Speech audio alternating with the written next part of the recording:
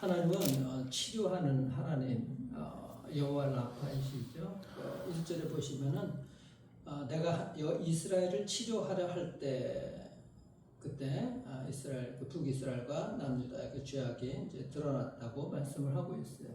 하나님은 치료하러 하시거든요. 늘 그 치유하시는 하나님, 그 하나님이 치료하실 때는 이제 그들의 이제 죄가 드러났다. 무슨 얘기냐?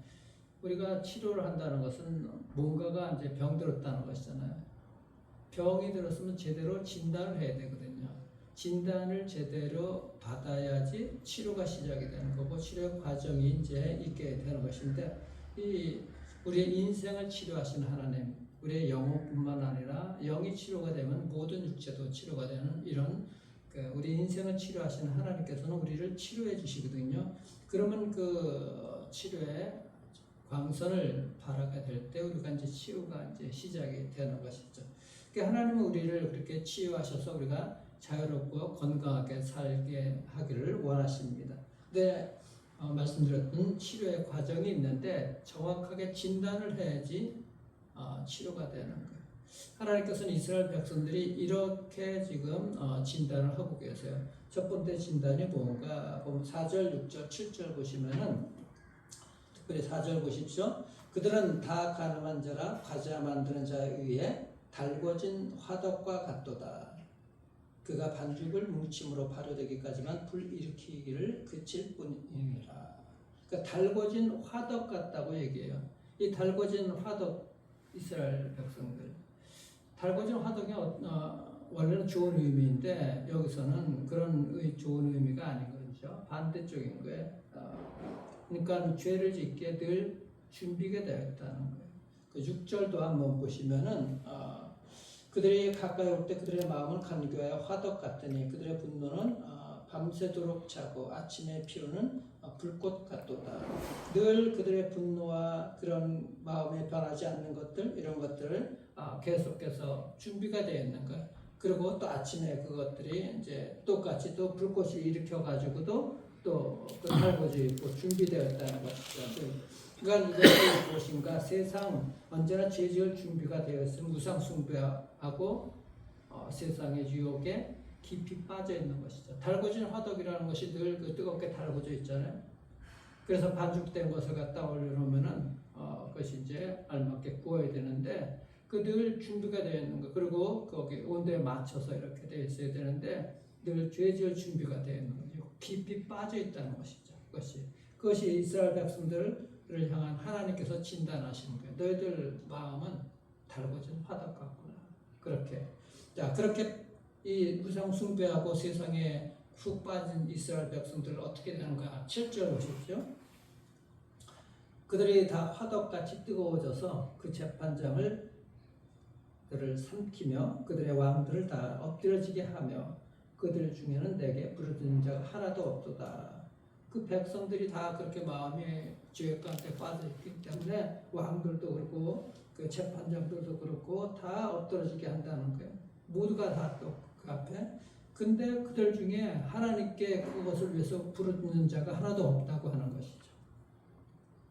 하나님을 찾아야 되는데, 그래서 그 호세아서 4장 6절에 하나님을 아는 지식이 없으면 망한다 그러지고, 그래서 호세아서 6장 3절에서는 여호와를 알자, 힘써 알자.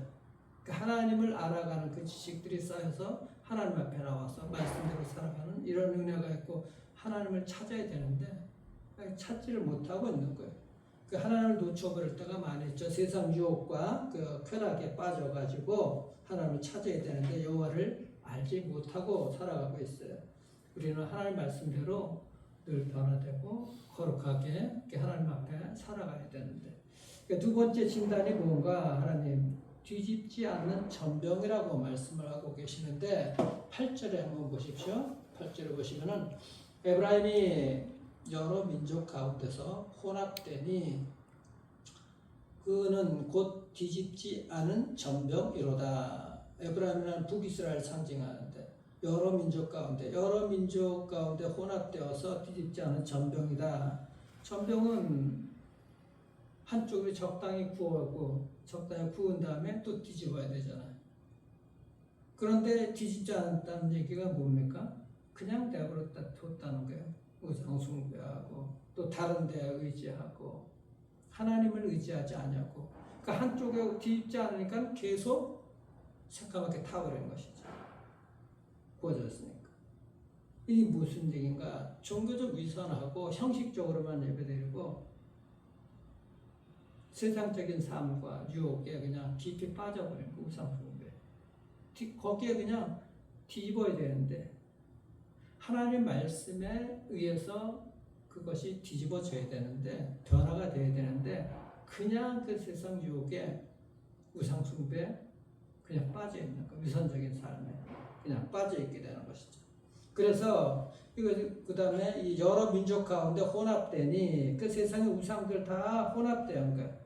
그러니까는 이게 이스라엘 백성들도 아니고 이방인들도 아니고 뒤집지 않아가지고 그냥 다 새까맣게 타버려서 하나님이 사용하실 수 없는 거예요. 먹을 수가 없는 거예요. 제사에 올려드릴 수가 없는 거예요. 이 전병은 이렇게 도무지 하나님께서 쓸 수 없는 그런 존재가 되어버렸다. 오죽하면 하나님의 백성들이 그렇게 되어버렸는가. 이방 민족들과 섞였고 이거 이방인도 아니고 하나님의 백성들도 아니고 이렇게 되어버렸다는 것이.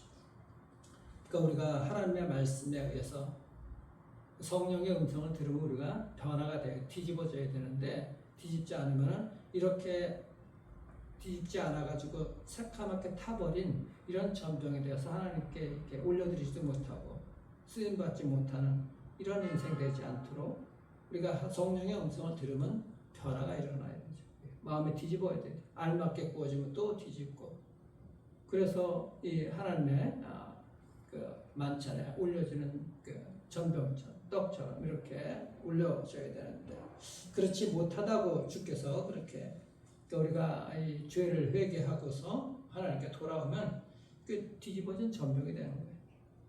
말씀을 듣고 우리가 변화가 되면 이 뒤집어진 전병이 되는데 우리가 기억할 수가 있어야 되는 것입니다. 알맞게 구워져서 하나님의 자녀로서 하나님께 드려지는 쓰임받는 그런 인생 되기를 주의 이름으로 축원합니다. 세 번째로 주님께서 이스라엘 백성들을 진단하는 것은 뭔가 11절을 보십시오. 에브라임은 어리석은 비둘기같이 지혜가 없어서 애굽을 향하여 부르짖으며 아수르로 가는도다. 이스라엘 백성들이 어리석은 비둘기 같다 그랬어. 진단하기를.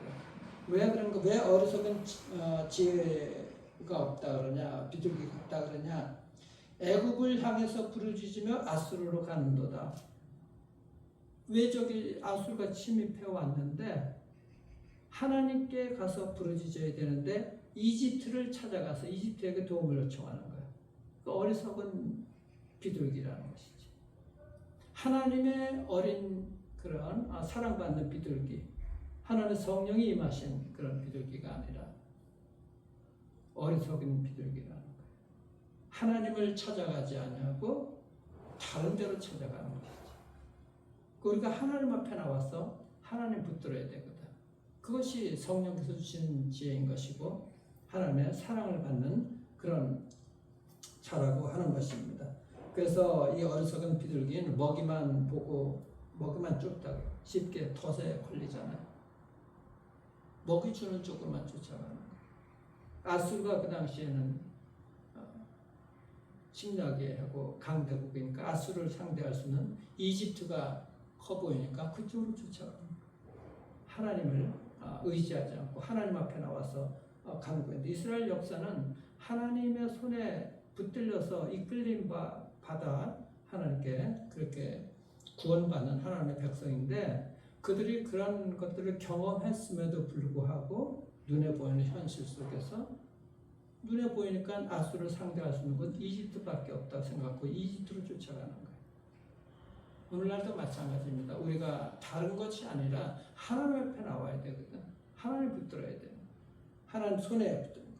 그래서 하나님 찾아야 되는 것이고 다른 것을 의지하면은 어리석은 비둘기 같다고 그렇게 말씀합니다. 하나님이 오직 유일한 소망이라는 것, 하나님을 붙들어야 된다는 걸 꼭 기억하시길 바랍니다. 마지막에 주께서 이스라엘을 어떻게 진단하시는가 16절 보세요. 그들은 돌아오나 높은 신 자에게로 돌아오지 아니하니, 돌아오지만 하나님께 돌아오지 않은 거예요. 속이는 활과 같으며 그들의 지도자들은 그 혀에 거친 말로 말미암아 칼에 엎드러지리니 이것이 애굽 땅에서 조롱거리가 되리라. 북이스라엘이 그 아수르 공격으로 이제 망하게 될 때 그들이 하나님께 돌아오는 것 같았어. 그렇게 같았는데 정말로 하나님께 돌아오지 않았다는 것이지. 여기 다시 보시면 그래서 속이는 활과 같다 그랬어. 속이는 활. 속이는 활은 뭐예요? 이 관역을 똑바로 맞춰가지고 쏴야 되는데 엉뚱한 곳으로 화살을 날렸으니까는 그 쓸모없는 화살이 된 거야. 위선적인 삶, 하나님 앞에 돌아오면 제대로 돌아와야 되는데 제대로 돌아오지 않으니까는 이것이 화살이 엉뚱한 대로 돌아가는 것이죠.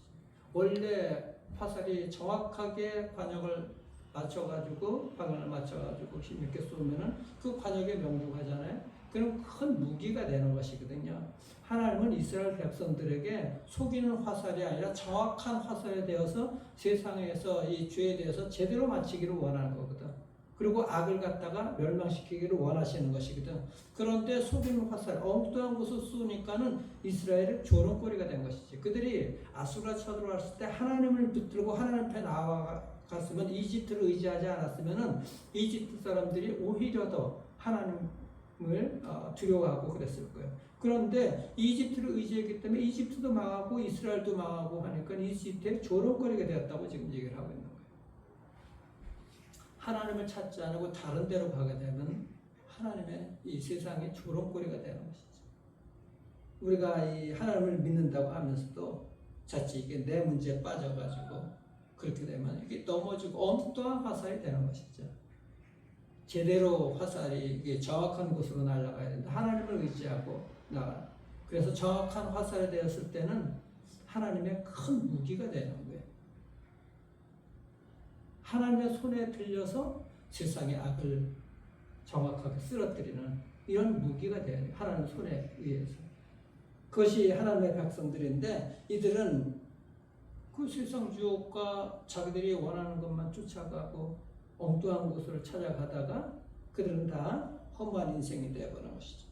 우리가 하나님의 손에 온전하게 붙들린 바 되었을 때 하나님을 의지하고 그때 하나님의 무기로 도구로 사용되어질 수가 있는 거예요.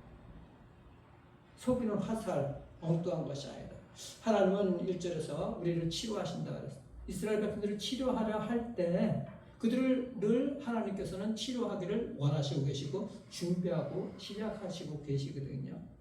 하나님께 돌아올 때 하나님 또 정확하게 진단하실 때 우리가 그 과정을 내어 맡게 되는 것이죠.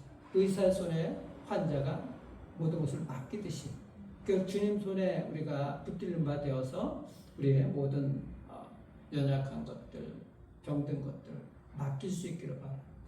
그리고 하나님만을 찾을 수 있기를 바랍니다. 그렇게 될 때 하나님의 도구가 되고 하나님의 무기가 되어서 악한 사탄을 정확한 화살로 하나님의 손에 의해서 무찔 수가 있고, 그리고 우리가 치유받은 자들로서 세상의 병든 자들 우리가 치유하는 데 쓰임받는, 그렇게 정확한 화살로서 쓰임받는 도구와 무기로 살아갈 수가 있게 되는 것입니다. 하나님께 복된 그런 인생들, 쓰임받는 인생들 되기를 주님의 이름으로 축원합니다. 아멘. 기도하겠습니다. 우리 주님 감사합니다. 우리가 그런 하나님의 손에 붙들림 받은 강력한 무기가 하나님의 도구가 되는 방법은 하나님의 손에 내 자신이 붙들리는 그런 방법밖에 없습니다. 주님의 손에 들리게 되면은 하나님의 심히 큰 그 능력으로 말미암아 우리는 보배를 질그릇에 가진 자로서 그 능력의 심이 큰 것은 하나님께 있고 우리에게 있지 않음을 알게 하신다고 고린도후서 4장 7절에서 말씀하셨는데, 분명하게 우리 안에 보배로운 그 보험을 예수 그리스도가 있는데 자꾸 우리가 다른 데로 가지 않고 하나님 앞에 붙들림 바 되어서 하나님의 정확한 무기로서 화살로서 사탄을 물리치고 우리가 그렇게 병든 자 치유함을 받아서 세상의 병든 자들 그들을 세워 일으킬 수 있는 그렇게 하나님의 치유하심의 그런 도구로 무기로 사용되어 주신 하나님의 복된 백성들 될 수 있도록 하나님 축복해 주시옵소서. 먼저 주의 백성들 치유해 주시고 온전한 치유를 받게 하시고 또 치유하는 도구로 또 무기로 사용되어지는 은혜가 있도록 역사해 주시기를 소망하고 살아계신 우리 구주 예수 그리스도 이름으로 감사기도드리옵나이다. 아멘. 하늘에 계신 우리